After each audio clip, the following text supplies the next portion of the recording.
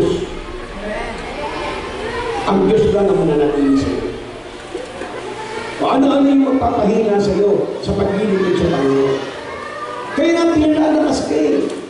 Dapat habang tumatagal, lalo kang dumidikit sa pag-ibig mo sa Panginoon. Hindi na, kayamanan, wala naman po yan eh. Uuus din yan. Ginagamit ang kayamanan dyan sa Panginoon, o dyan sa pamilya mo. Pero eventually, ang kayamanan mo, wala yan. O hindi natin pwedeng ipagmalaki yan. Ang edukasyon na bubulok yan. Pag tumanda ka, kahit lawyer ka, di mo naman nagamit na, kahit lawyer ka pa eh. Hindi mo naman, hindi ka na makakapunta sa korte. Bakit? Kahit edukasyon, iiwanan ka yan.